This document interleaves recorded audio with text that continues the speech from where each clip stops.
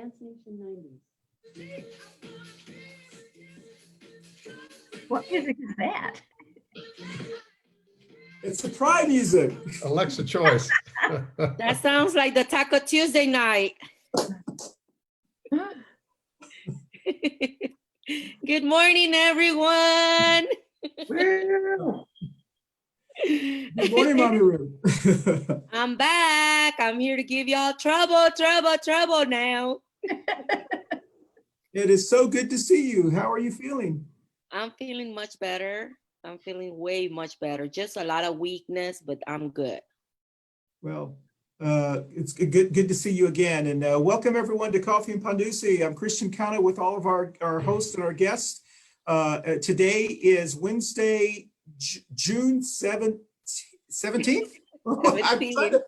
I guess I'm just surprised. I'm like, my goodness gracious, we were just saying how March went by, April went by, May went by. June 17th. Welcome. Is today Flag Day? No, that was the 14th. Oh, that was okay. All right. Thank you, Dr. But B. Friday is Juneteenth, so we got to especially remember Juneteenth this year. That's right. In 2 days. That's right. That's right. Yeah. So, does anyone know what Juneteenth is? Absolutely. Yeah. Anyone who grew up in Texas knows what Juneteenth is. Oh, There you go. Absolutely. Because Juneteenth. Yeah, they were the last ones to find out. I think, is it through Galveston or? Yeah, through Galveston. Mhm.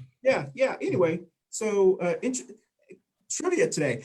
Welcome to Coffee and Pandusi. Thank you everyone for joining us on Facebook Live, but also those who are joining us on YouTube and Facebook later as well. I want to thank everyone for joining us today.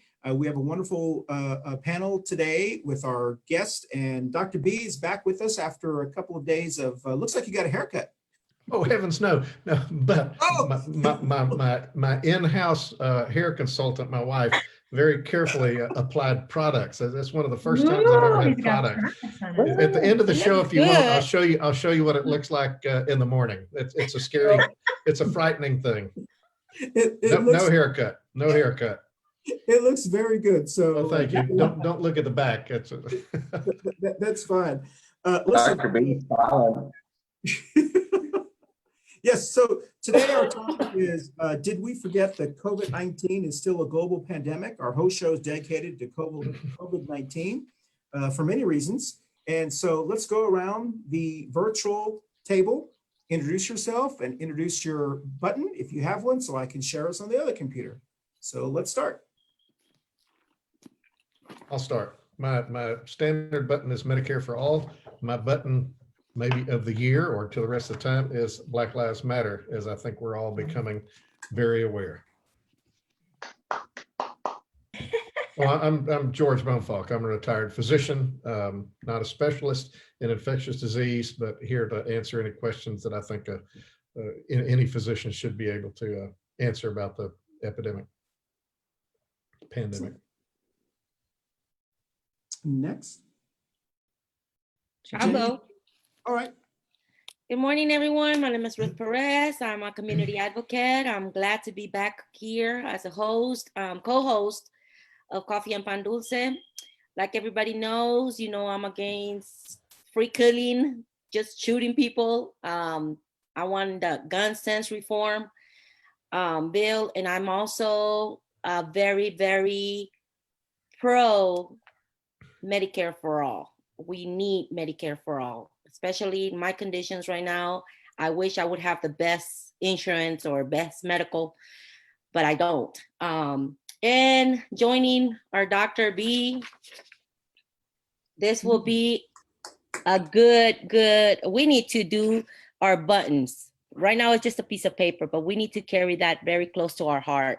Now that I personally, I want to speak by myself, I understand the real meaning of Black Lives Matter. So let's keep it up. Thank you. Barbara? Me? Okay. My name is Barbara Bacon. I'm a healthcare advocate here in Charlotte. I think if I had buttons on today, there would be 3 of them. Very concerned about gun control and gun management. Gun smart sense, I guess, would be my button. I got verbally abused a little bit about Medicare for all by a couple of seniors, they feel like it's taking Medicare away from them, and I proceeded to explain it to them. So I'm switching and saying healthcare for all. And my other concern is, since I have a niece and a nephew that are mulatto, and we're not getting any help from the father's side of the family, Black Lives Matter, especially for young children, where they don't really understand what's going on. And I don't know how to bridge that gap. So it's a big concern in our family right now. Thank you, Barbara. Hi, I'm Jenny-Jaymes Gunn, and I represent Charlotte Pride and the National Organization of Women Charlotte chapter, and now supports the Black Lives Matter movement. We've come out and made public statements. You know, we align ourselves as well as Charlotte Pride. We did some recent fairly controversial moves to give solidarity with the Black Lives Matter movement by asking the uniformed officers not attend Pride in uniform and or march for several reasons. And I think, obviously, I support Medicare for all. I think it's a no-brainer. I think the Black Lives Matter movement and the Medicare for all movement are completely tied, because Medicare for all is completely about patriotism, equity for all, utility for all, and the Black Lives Matter movement is part and parcel because we've not extended equity and equality to the Black Lives Matter movement and to the Black American community, which is the most unpatriotic thing you can do, is not by defending your neighbor. Well, thank you, Jenny. I'm Christian Cano, one of the other co-hosts, along with Mama Ruth, Jenny-Jaymes, and Jeff Scott. Once is on a hiatus for just a couple more weeks, and hopefully we'll have him back for the month of July and August and September. So welcome, everyone. My buttons, as usual, are Medicare for All and Trust Women, purple one for Essential Workers, and Black Lives Matter as well. Just to remind everyone that Commissioner Mark Jarrell and members of and people, friends of his, are having a rally this evening from 4 to 6, I believe, at Marshall Park. And so if you do have a time tonight, please go out and support Commissioner, support the cause, so to speak. So I want to welcome everyone once again for joining us. And we are going to be talking about COVID-19. This is a very important topic because with all the march and protests, as everyone knows, our Governor Cooper, who I think has done an excellent job here in North Carolina, and Dr. Cohen had recommended, I believe it was Wednesday or Thursday, that if you had attended a march or protest over the last couple of weeks, to please get tested for COVID-19. So my family did get tested, and we got tested on Monday, and our results have come back early this morning. So I want to thank the governor for reminding us or encouraging us to do those things. Now that we've received the results, we'll be practicing the 3 W's. Wait 6 feet, wash your hands, and wear a face covering and wear a mask, which is going to be a huge issue, I think, in the next couple of days, because it's possible that the governor could require everyone to wear a mask. So we can talk about that, and we can talk about a lot of things. But most importantly, something that was said, we understand that the cases of COVID-19 have been rising in some of the Texas, I believe, Florida, I think Arizona, Georgia, North and South Carolina, and exactly. Georgia. And so it has been rising. And so we wanted to talk about, have people forgotten that we are in a global pandemic? And especially, with the marching and protests, even though every march and protest that I've been to, and also I think Jenny was with me during one of them, 99.9% of the people I saw were wearing face coverings, and they were practicing pretty responsible adult protections for others, so to speak. The only people I saw not wearing face coverings, quite honestly, were the reporters and the camera people. And so that was very interesting. But Dr. B, I don't know if you want to talk very briefly about, I'm not sure, are we still in a global pandemic? Yeah, most assuredly, absolutely. Yeah, so yeah, it's tough. Yeah, absolutely, we're in the middle of things. And I want to jump on one thing that you had asked earlier about because it's a, people are hearing all these medical terms and it's unclear kind of what to make of them. And you asked about the term asymptomatic. And so everybody knows that symptoms are kind of what you have if you have like a fever and you feel bad and you're coughing. Those are all symptoms of an illness. So asymptomatic means you don't have any of those things. And what it fundamentally means is you can have an illness, whether it's a common cold or cancer or COVID. You can be sick, you can be infected, your body can be beginning to respond, but you haven't yet developed any symptoms. So that's what asymptomatic means. My son here in Charlotte has a pediatrician living right down the street. And he was talking to him about a family that came in, and I think both parents were sick. They had symptoms of COVID and they tested positive. And they said, well, let's check your 2 children as well. So they did. The children had no symptoms whatsoever. They were asymptomatic and both of them were positive. That means they can make other people, like their grandparents, sick. So yeah, asymptomatic just means that you're sick and you don't know it. It's like somebody with cancer before they go in and get the mammogram or something. So that's really all that asymptomatic means, but we have to keep that term in mind as we learn about all this. Yes, we're most definitely, the whole world is still in the midst of this pandemic. It's by no means over. Well, excellent. And thank you for explaining asymptomatic because Symptomatic, yeah. Asymptomatic, that's right. On a Zoom call that I had with my family on Sundays, I think it was 2 weeks ago, and thank you for being part of the call a couple of weeks ago. One of them had asked about that question, and then we explained it again about exactly what that means, because it's kind of, anywho. So you took one of the questions that I was going to ask you. I know that we all have several questions. One of the questions I would like to ask that have been asked of me is increase in testing. Is the increase in testing the reason for the increase in hospitalizations? Yeah, well, no. Boy, it's so easy to get all this confused, I understand. So let's talk about why you have an increase in hospitalization. You don't go to the hospital unless you're sick. So we could test 100 million people and they could be positive, they could be negative, but if they're asymptomatic or if they're just mildly sick, they're not going to go to the hospital, are they? So to a certain degree, those might go, they might follow each other, the increased testing and the increase in hospitals, but one doesn't cause the other by any stretch of the imagination. So the only thing that leads to an increase in hospitalizations is more sick people, whether you test them or not. I mean, we could do, like Trump said, if we did no testing, we wouldn't have any cases. Well, guess what? We'd still have sick people and we'd still have people going to the hospital and dying. So the increase in testing does not lead to the increase in hospitalizations, but they might kind of follow each other. I was going to, if you didn't hear what President Trump said on Monday, President Trump spoke about testing for the coronavirus in the US on Monday. And he said, if we stop testing right now, we'd have very few cases, if any.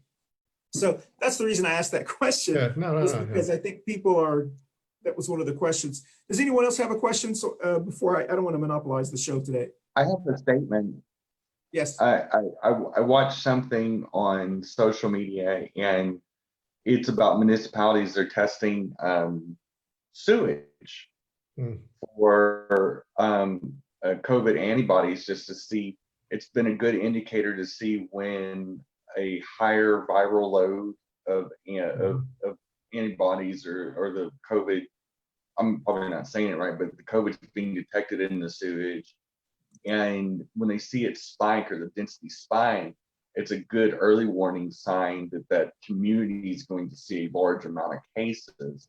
So they've got random sites all over the United States kind of monitoring this in urban areas. So I think that's very fascinating. Two, it's not lost on me that we have a Republican rally in Tulsa this Friday that has almost 60,000 people, or Saturday, converging on Tulsa with 60,000 plus people in 2 arenas. Going to be probably be really hard to shove 60,000 people into buildings and social distance. So it's a pretty amazing thing, you know, and maybe we can talk about that, but it's how do you screen people? How do you, you know, I've been involved with large events like Pride where we have 200,000 people and there's no way one of the reasons we canceled Pride was the fact that we couldn't sit there if we gated Pride all up and said, show me your papers, show me, just like the Nazis did at the border, show me your papers, and prove if you're positive or negative. I don't know how they're going to regulate that. Yeah. Well, I just read this morning that, I don't know, I didn't read the details, but there have been a couple of lawsuits filed to try to block this rally. So, they already moved it from Friday to Saturday to avoid coinciding with Juneteenth. And yeah, Jenny, as you say, there's just no way. I mean, it defies every single public health fact, that we come up with. So it's going to be interesting to see if the lawsuits do anything about it. But otherwise, yeah, I think it's preposterous to have these rallies. There's just no way you can. Now, he comes back and says, well, all you people are having all your protests about Black Lives Matter.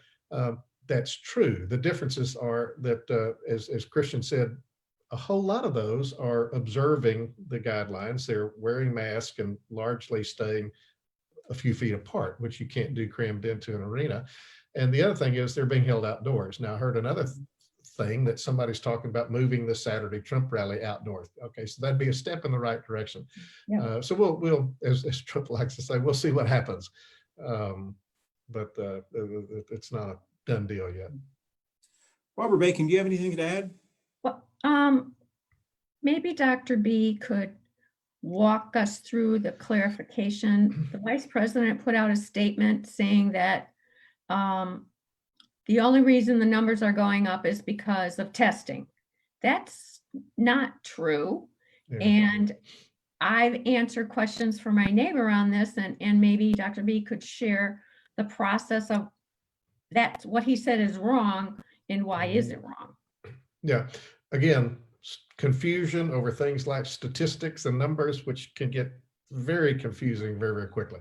Obviously, if you don't test anyone, you will have cases, but you won't be aware of them. If you start testing more and more people, you're going to find more cases.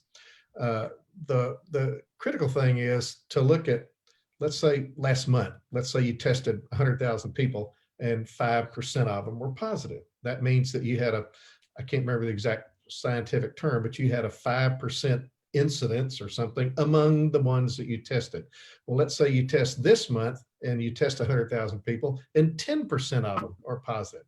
What that means is that the case load is increasing, not just because you're testing more people, but because there are more people sick and therefore you're finding more sick people. So kind of the critical thing to look at is of those tested, not necessarily the absolute number of tests done, but what is the percentage positive rate in that group, and how does it compare with the percentage positive rate in a previous testing period, a previous month, or a different county or a different country or something like that.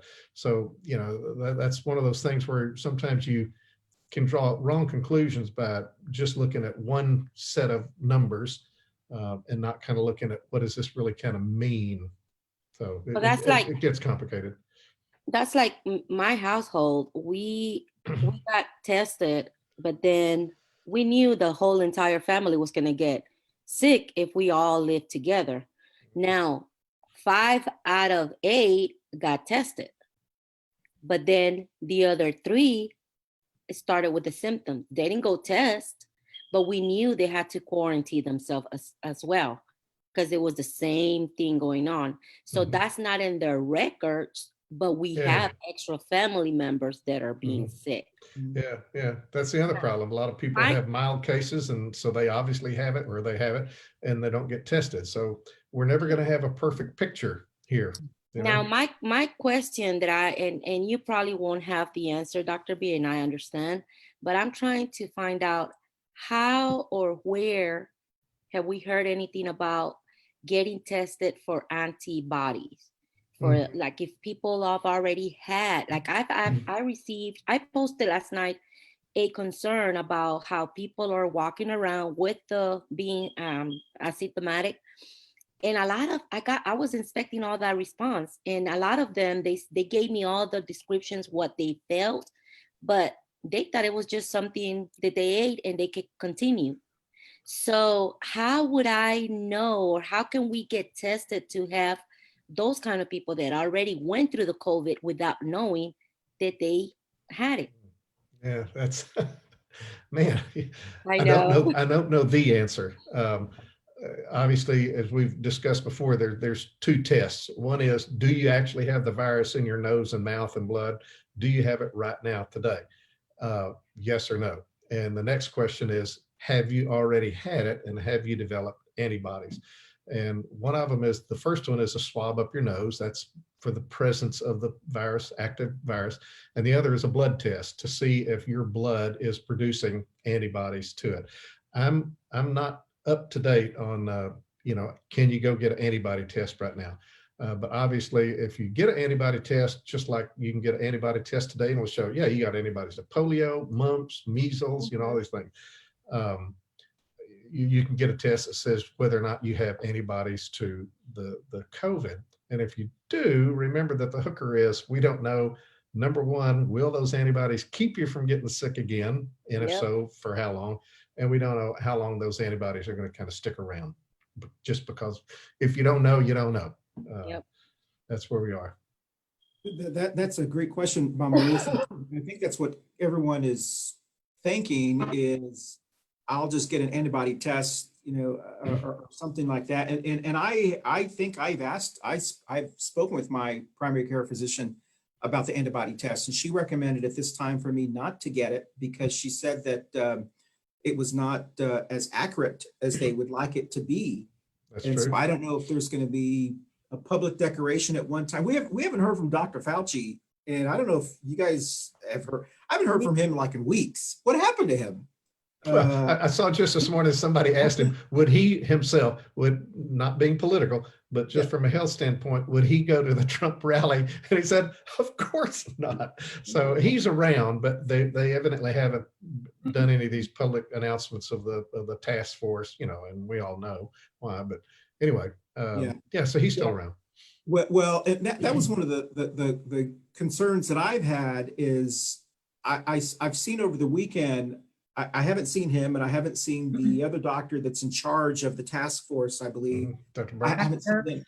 Yes, I haven't seen any of them. So it's obvious that they are kind of putting them to the side. So maybe that way they're working a vaccine together. Maybe. Well, that's Dr. Fauci's big primary job. But that's his goal. They said this morning that, I don't know what channel, because I watch a whole bunch of them in the morning, that Dr. Birx, Dr. Fauci, and I can't think of the guy's name from the CDC. And there's a lady. Yeah, that's Dr. Birx. Oh, yeah. They're all meeting with the vice president today. Number one, because he's the person in charge, but number two, because of the statement that he made that is totally wrong, and they were going to clarify for him what was wrong with it. So I wish them a lot of luck doing that, because I think he's just backing up the president. But well, and I think that's the big that's a big question. That's a big concern is the people that are speaking out at the national level, the leaders, the ones that are supposed to be helping guide us. Our president is not wearing a face covering when he's out. The vice president is not wearing a face covering when he's I seen our governor Gunn yesterday or the day before yesterday. Yeah, I seen him wearing a mask. Yes. And we do know that there's a South Carolina congressperson who tested positive for COVID-19. Him and his wife and his two sons tested positive, and he was on the floor of Congress saying that he would not wear a mask or face covering because of the fact that he could practice social distancing and so forth. And so I guess that's something that I have a question, Dr. B. I've been hearing a lot about, I understand about social distancing, keeping our 6 feet or way more. I agree with that.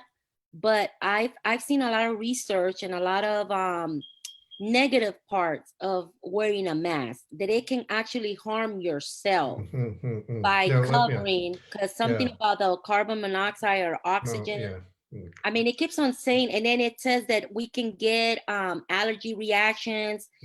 You can get not poisoning, but fungus around your mouth because of the sweat. I mean, there's so much. That's what I'm saying. So it's very in our culture. it's hard for our Don't you people to wonder who's understand putting that. that info out Yeah, there? yeah. There's, as we all know, the internet is a huge source of good information and bad information, and there's no real filter to tell people which is which. And there's a whole lot of reasons that people promote bad information. A lot of what you say has to do with this PhD virologist lady whose name I hope nobody mentions. I've already forgotten it. I don't think anybody should remember it, but she, used to work for Fauci back in the day, and she came out with this bizarre video and said things like wearing a mask can get you more infected and cause other diseases and all. So let's put a quick stop to that. The best thing anybody in the world can do right now, whenever they're out of their own houses, is to wear a mask. Wearing a mask protects you and it protects me. Please wear the stupid mask. And it doesn't matter if it's one of these N95s or it doesn't matter if it's a bandana over you. Any mask is better than no mask. So please, please, please. And I want to add one other thing about a mask. My grandson brought this up. We've all seen pictures of these masks that have that little flap kind of thing on them. And I didn't know what those were. I really didn't. And he said that he and all of his younger cohorts got the impression that those are the best masks, that you're really doing a good job if you get the N95 that's got this little disc or something on it. Yes. So I looked into it. I mean, anybody can, right? It's very fascinating. I mean, just kind of how things happen. It turns out that the N95 mask with that little thing on it, N95 means that the fabric of the mask filters out 95% of things over a certain size. So that's the best we can do. Those were made for construction workers, painters, people who saw, people who sandpaper, and they need to filter out all those dust particles, right? So they don't get lung disease and things like that. That little flap, what that is these N95 masks, what they do is it's a little harder to breathe, right? Because it's filtering out. And so you breathe in, and then as you breathe out, all that hot air comes up and it goes up and fogs your glasses and it makes you hot. You don't want to keep it on, so people take them off and blah, blah, blah. So that little filter basically is to allow you to exhale better so that you get that hot air away. Well, if you've got COVID and you wear that little mask, you are basically spreading COVID all over the place. You have just given up the protection of the N95 mask. Whoa. So do not get that mask with that little flap on it. All that's for is to keep you from being hot. So it's an interesting thing. Instead of being the coolest thing, it is the worst thing from a public health standpoint. I want it. I was gonna stop by for my mask. I guess not. No, don't get, and the N95 should be preserved because they're in short supply, right? Leave those for the healthcare workers who need the Now, what do you maximum think protection. about if we have a lot of families and the masks are being sold up to $5 at a gas station like this? Right. Yeah. Mm-hmm. Can our families wear a handkerchief, something to cover up their mouth? Anything is better than nothing. My wife, I wish I had my mask with me right now. My wife has been making masks for all of our family, and she uses regular fabric type thing, a couple 3 layers, all that. Wash it every now and again. But yeah, anything's better than nothing. A bandana is better than nothing. It's not great, but it's better than nothing. So wear something. Wow. I have one of those masks, Dr. B, that you're referring to. Well, we paid a lot of put it in your garage and wear it the next time you paint your house. Don't wear it right now. Well, we do have a regular N95 mask that we actually bought online, and it came from South Carolina. It was like $13. We got it. And of course, the prices are being jacked up tremendously. We bought that about 6 weeks ago, and it is very difficult, to Mama Ruth's point, to kind of breathe from those, which makes it's blocking 95% of what you're breathing in and so forth. But before we continue to talk about masks, because that's really important, it's a big topic here in Mecklenburg County and all around North Carolina and all around the country about wearing face coverings, so to speak. I do want to salute to Coffee and Pan Dulce. I failed to do that, and Jenny forgot to remind me. So everyone. No, we did remind you. We kind of point out the cups and everything. Yeah, we try. And just a reminder, when we do get together one of these days, Tara Long has bought us a plethora of new coffee cups, and they're wonderful. I still have them secured and safe. Yes, Jenny's got hers back again. And also I want to thank our Pan Dulce sponsor, Manolo's Bakery. This is actually our first Pan Dulce. Manolo's Bakery on Central Avenue. Please visit Manolo's Bakery and all of our small businesses, especially our immigrant-owned and immigrant businesses around and so forth. So speaking of masks, I do know that. Go ahead. You know, on the mask front, if all the urban myths were true about mask wearing, and with all the nurses that have worn shit up, then they work typically 10, 12-hour shifts. And if they work 4 shifts a week for a 20 or 30-year career, wouldn't you see widespread staining and damaging of their faces? And Absolutely. I dated an artist for almost a year, and she'd already been 10 years into her career. Let me tell you, there wasn't one thing wrong with her face. And she was an OR nurse, and of course you wear a mask in the operating room. And so if you just think about it for a second, this is just common sense. All the things we got to do for social distancing, staying 6 feet apart and keeping your hands to yourself, washing your hands, covering your face, taking naps. We learned all that in kindergarten, for God's sake. Let's just observe basic, decent humanity. I mean, I feel like I'm talking to children. This is common sense, just plain old horse sense, you know. And I felt like Dr. B was the teacher standing up there going, "Now, class, y'all just listen to me for a second. If this was widespread, we would have seen workers working those 18-hour shifts during all the big flare-ups all around the world with tore up faces, and you didn't. When you see them interviewing on TV, you see the stress on their face from working those insane shifts, and you know, doctors and nurses, but you didn't see big old scabs on their face. You didn't see any big old, you know, outbreaks. So, you know, anybody that's hearing this, just use your sense. Go on YouTube and watch all the videos, and if you see it, then point it out to me, because I haven't seen it. I've watched hundreds of hours. Well, I think that's the big, I don't even know how to describe it, because I agree with you. I don't mean to laugh, but it's almost to the point of, you know, we were dealing with the "you're not the boss of me" people before the protests, you know, the reopen people, "you're not the boss of me." Well, those same people, now that Governor Cooper has suggested that if we cannot manage phase 2, they're considering, they're not saying they're going to do it, but that's one of the options they're considering, is mandatory or requiring face coverings out in public.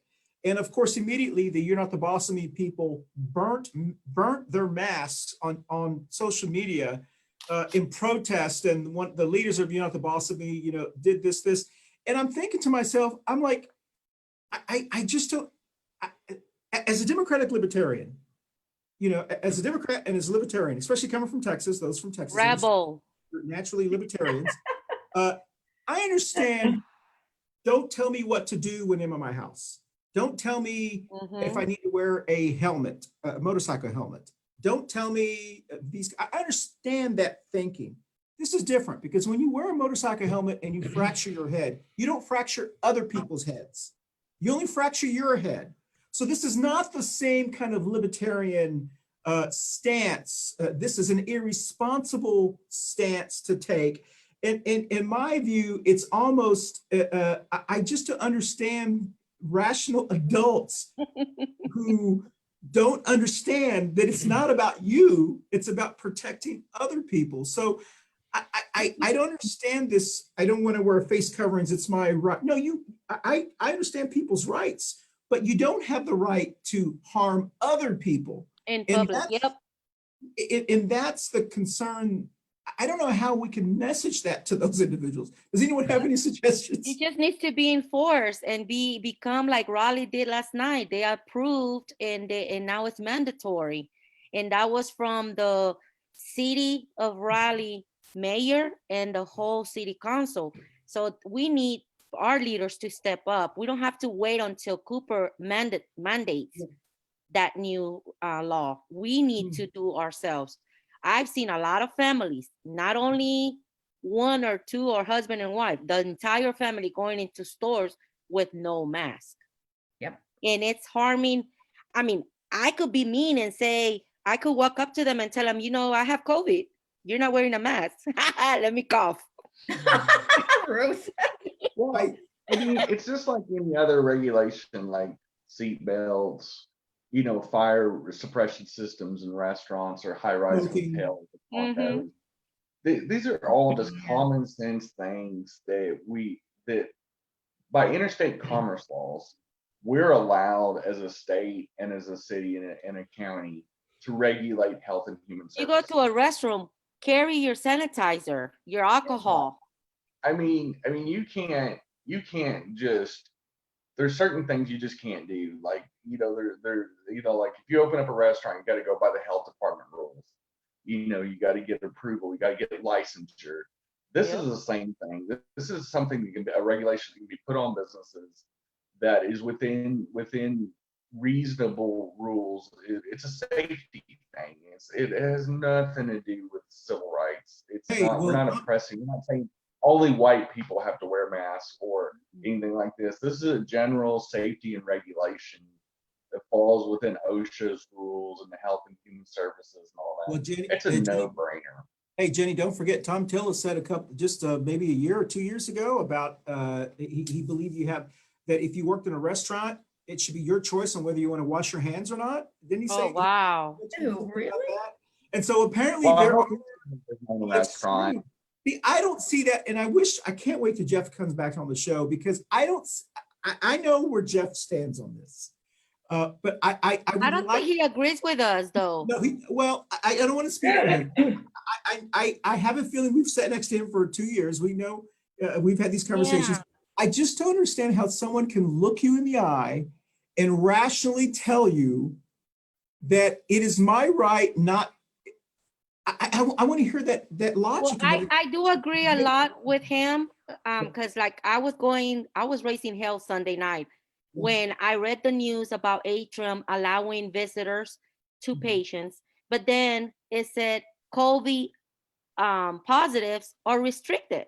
So I was like, wait a minute, why is it choice for someone that is in the hospital to have someone, but my mother has COVID and she's not allowed to have someone? Then I realized I was like, thank you all anyways for your good comments. Thank you, Kristen, that really helped me. But I was like, it's my choice, it's my right. If I decide to get sick myself, it's me. I sounded like Jeff at that moment. And I still believe that, you know, yes, you have the right. We all as human beings have the right to choose right from wrong. We have the right to protect our families or not. What are we doing to choose the right purpose, the right route? That's the main goal. It's not about them, it's not about me, it's about us. So now I realize that yes, I was in a bad confusion of wearing mask. And y'all remember that when I was like, oh, I don't see it wrong. I mean, if I keep my distance, I'm not approaching no one. But then I realized and said, you know what? I have to do the right thing. Even though I might not like it, I have to do it for others. Well, I think a lot of people get a confusion between rights and privileges. So to own a business is a privilege, not a right. You don't have the right to own a business. It's still regulated. That privilege can also be taken away if you violate certain laws, like health and human services laws. Like if a restaurant fails a health department test, for example, it doesn't have the right to be open anymore. If it gets to 50, they can shut you down. Yep. So I think there's a misnomer or a misunderstanding. So when a business says, you know, like an Atrium, for example, says, well, this is such a serious contagion that you could carry enough viral load on your clothes, your hair, and everything else. If you go into that room, you have to stay in that room until she leaves, for example. Like I saw a story where this lady had I a wish they 4-year-old would have told me that. I would be there. And once she went in, they asked her, they said, once you go in, you have to stay with this person. And so, but you also have to remember that you're also putting an extra burden on that staff. And they're already stretched thin. So as much as I feel for you, Ruth, on this deal, the most common sense thing to do is let your mom get healthier with the professionals around her without any extra emotional capital or an extra body in that room, because you're also pulling on resources, which could go to help somebody else save their life. So it'd be really the most noble thing to do, to let your mom heal and not have to talk and not have to interact and recoup properly. Even though I'm sure she misses you terribly, and I know you miss her terribly. It's about resources, and they're already stretched so thin because they have the normal load of being a hospital, plus the COVID pandemic on top of that. And you know, they're stretched thin, and you hate to put that burden on somebody because they make a mistake and that sort of thing. So I think you bring up a great point, Ruth. I mean, I think a lot of people do get confused on rights and privileges, and coming into a hospital is a privilege that can be regulated by that business for the safety of everybody, including you.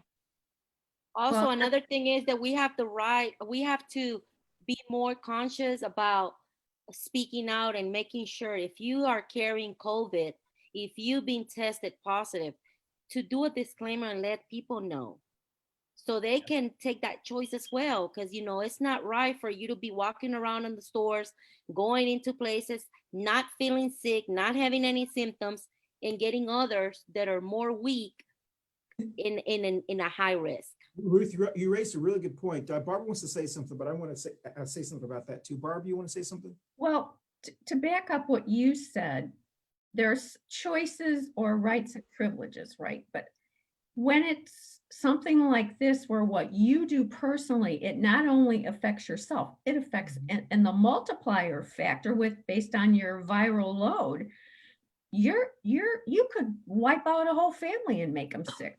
And add to that, what if that family doesn't have any insurance? Think about the impact of that. And you just sit there and you think about all the domino effect that this has on people. It's just so sad that these people are so selfish that what they want supersedes everything else. And that's something that I just don't understand it. Or maybe uneducated. I mean, I've seen it in a lot of our Latinos right now. They're just being uneducated because, I mean, the news are not running to them. They're not understanding what's the reality of COVID. They think it's just, oh, we've gone through so many diseases around our country. This is just a extra flu. My body aches. Our life is tough already. I know how to handle toughness, you know, and so to speak. I have a text lady that texted me this morning, and she said that her entire crew from construction, they do sheetrock. They all had the symptom, but they all thought that it was just a flu, just a cold, and they continue working.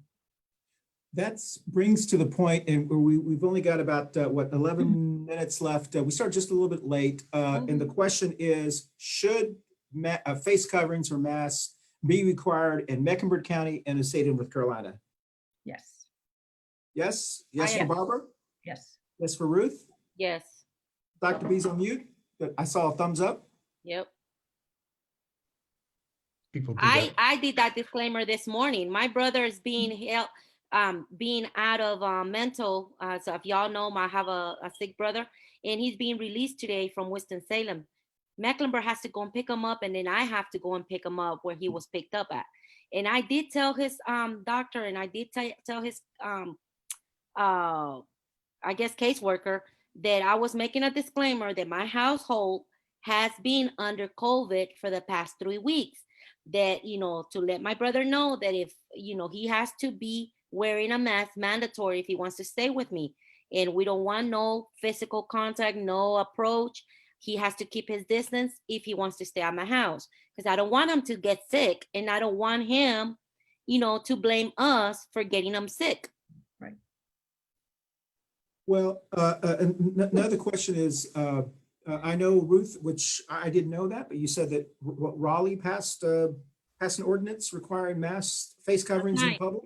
Yep. So why hasn't the city of Charlotte and Mecklenburg County, which is ground zero here in North Carolina, why haven't, I know they're talking about it, but you know, I know I'm preaching to the choir, and later on those who watch us will say, you know, why hasn't our invisible mayor done pictures with her in the mask? We have a mayor. posting it to our Latinx community, or posting it to our other marginalized communities and saying, please wear a mask, please wear a mask. It's as if though, I just don't understand the logic. No, I give hands up and thumbs up to Gary McFadden. He Yes. shares his mask with his suit almost every day. Yes. And And Commissioner that's a Jones. good leadership. Yeah. Yes. terrific. I get the sense that it's a political calculation, unfortunately. And I think a lot of these communities and elected officials, kind of see this reaction coming. They say, if we require something, well, then everybody's going to come up with this libertarian thing. Well, you can't tell us what to do. And the other thing is, how are you going to enforce it? So do you want all of our police, going around giving people citations, or worse, for not wearing a mask? Or are you going to have more confrontations? I don't know what the answer is. I would personally, obviously, would have no problem with the requirement to wear a mask. It's interesting, the airlines, we all read in the last day or so, we've wondered why they haven't required masks up to now. And it's because they don't want a bunch of fights going on airlines. They want their flight attendants engaged in confrontation. Yeah. So they're basically kind of saying, we're going to put you on a no-fly list. Fine, don't wear a mask, but it's going to be the last flight you take. Well, the cities can't really do that, right? So I don't know what the answer is. Maybe a fine, maybe enforce the business owners. Yeah, we'll see. We'll see. I don't understand why business owners can't mask enforce no this, but again, everybody wants to avoid confrontation. So it's touchy. Everyone knows that I visit sports bars. I used to visit sports bars frequently, 3 times a week at least, until all of this occurred. And my favorite sports bar, one of my favorite sports bars, I have not visited, even though they have reopened in a phase 2, because their servers and the bartenders do not wear masks, face coverings. I think that's completely irresponsible. I think it's irresponsible. I think it opens them up to liability. And I think it's going to take people to sue those businesses and those who insure those businesses to say, we're not, it's about money. You're going to have the threat of lawsuits, the threat of, when we have a congressperson who represents my district who does not wear face coverings, I think that someone needs to sue his behind. And speaking of that kind of talk, I want to remind everyone 30 minutes after the show, 2 Queers in a Truck is on, and we drive around, and Dr. B, we'd love to pick you up just on the street. As long as you want a face covering, we'd love to pick you up. But so we'll be talking about all this stuff in depth for the individuals. So what area are y'all going to today? I don't know. We may be coming in and kidnapping Dr. B. South Park. Okay. He's going to be rolling with us. We did Dilworth, we did Plaza Midwood, so maybe we'll have to try something somewhere different. All right, hey, Barb, we're welcome to pick you up in your golf course area. Country club.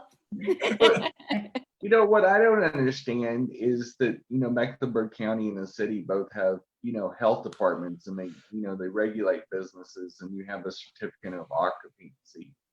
And I don't know why they're not passing an ordinance. The county and the city both could go into a joint, system. And I don't, because they inspect buildings all the time.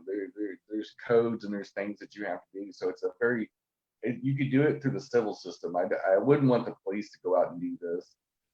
Just like with smoking regulations, when they started enacting smoking ordinances all over the country, it was the health inspectors. It was considered a public health issue.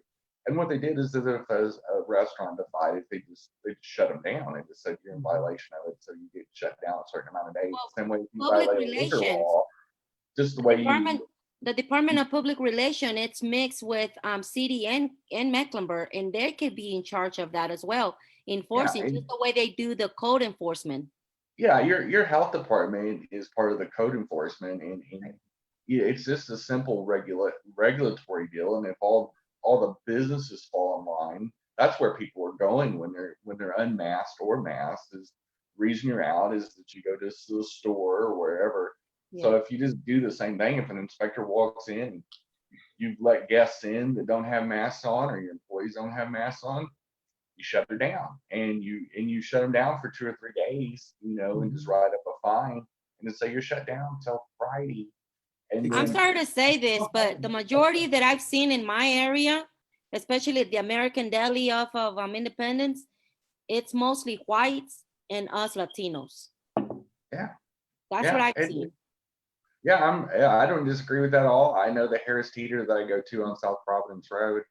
The few people I've seen not wearing masks were white people, and there was very few. Now, I will say the Harris Teeter I went to, all the employees are masked out, and I will say that I see very few people not wearing masks in the few stores I've gone to.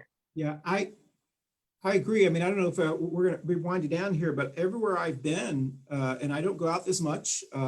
Once a week I go shopping, but went to some protests and marches last week. But I've pretty much seen everyone being responsible, wearing masks and are wearing face coverings, and it was no big deal. I from all ages. I do see every once in a while the person who's not wearing a mask who, you know, walks in. Of course, I think to myself, I'm not sure that I don't know what their thinking is, but I think those people, and if you know someone like that, and if you're watching this, it's not about the mask or face covering. There are other issues they're irresponsible about as well. And so they're probably the same people that are saying that Black lives don't matter. They're the same people that are saying, you know, let's build that wall. You know, there's a lot of other things going on. I feel like we're doing one of the two queers driving in a truck show right now. So I digress there. But we're going to wind down, but I do want to share some data that did come out. I don't know if it's from the CDC or someone released it yesterday, that they did some data that said that if you are infected and if you don't wear a mask, you have a 17.4% chance of spreading COVID-19 to someone else. If you do wear a mask, you only have a 3.1% chance of wearing a mask. And if you wear a mask and the other person wear a mask, it drops down to like point something, I believe it's 0.9%. It's really, so it's just logical. I don't know. Well, I'm sure woulda, coulda, shoulda, when we get we'll have the chance to sit back and talk with people and understand what the thinking was between fighting to wear these face coverings.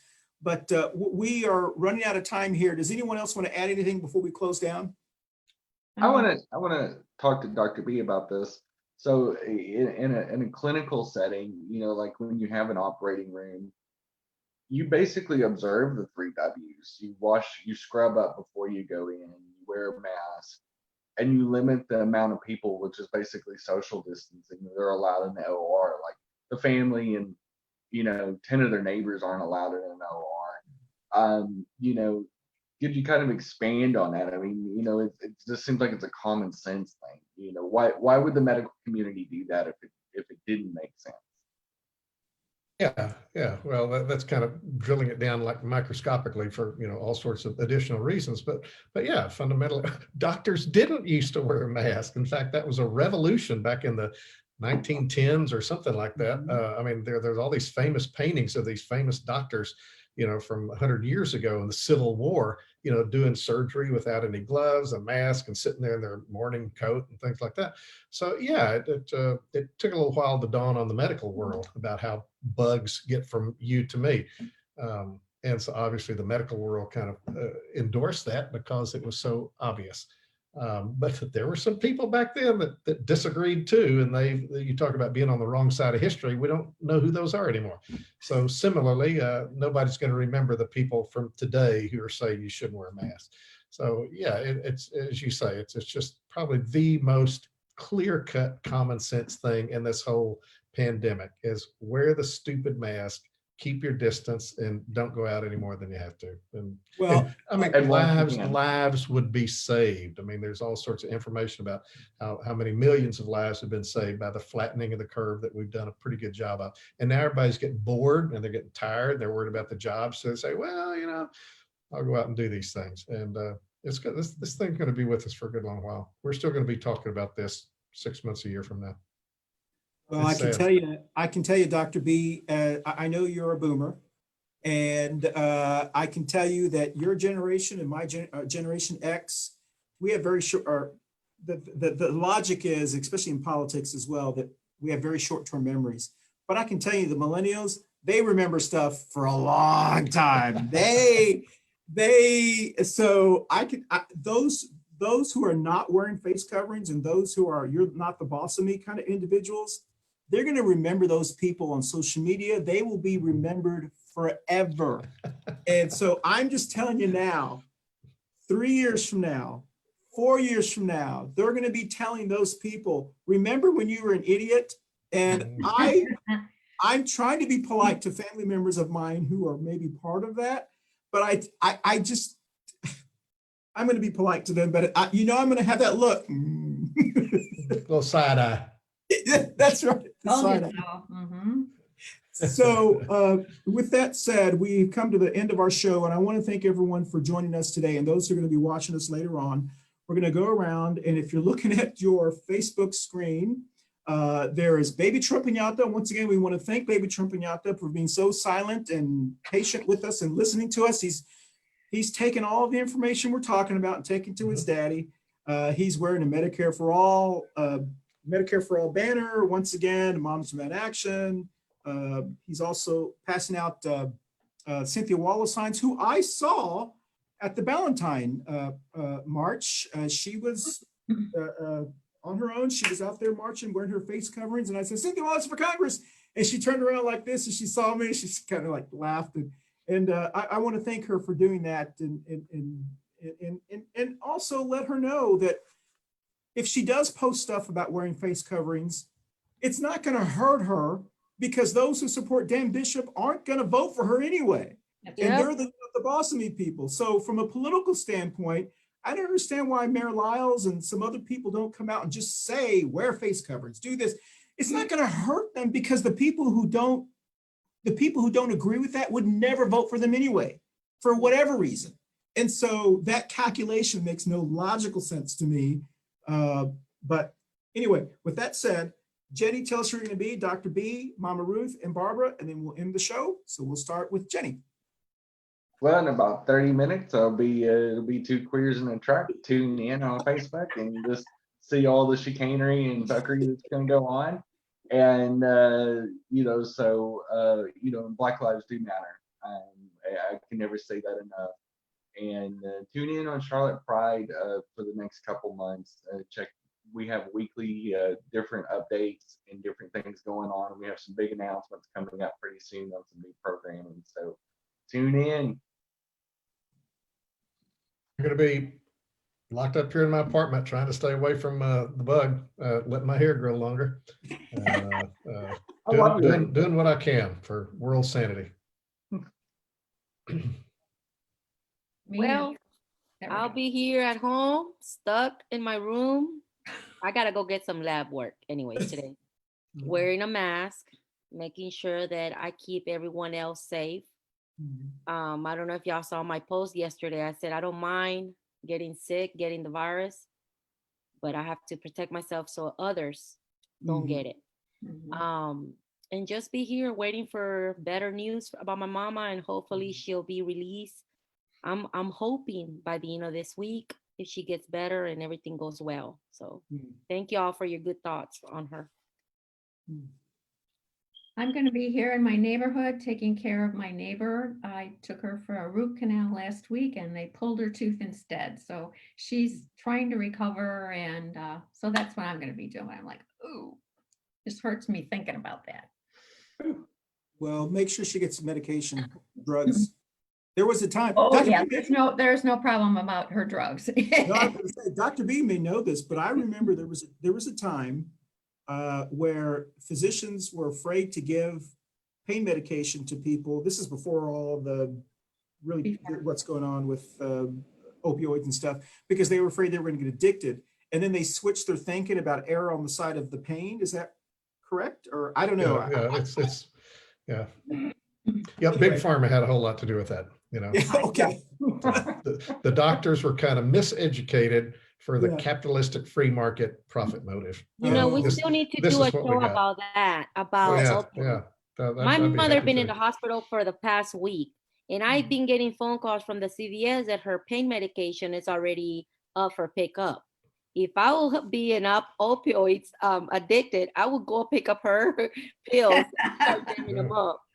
So I mean, it's just so much that the system is not connected. They don't know she's in the hospital and it's still providing her the medication. They shouldn't be dispensing it yet. Yep. That reminds me, Ruth, I got to get my second shingles shot at Harris Teeter. So thank you I got to write that down. I got my first shingles shot, and then the COVID-19 thing happened and they stopped doing that. And they called me anyway. All right. Well, we're digressing. So thank you so much for joining us. And thank you, Dr. B, for joining us once again. We're going to end Facebook. And if you have any questions, please send us, post it on our doodad, and we'll somehow get it to Dr. B. If you're on Zoom, please stay on. But everyone, I guess we'll wave and say thank you for joining us. Thank you.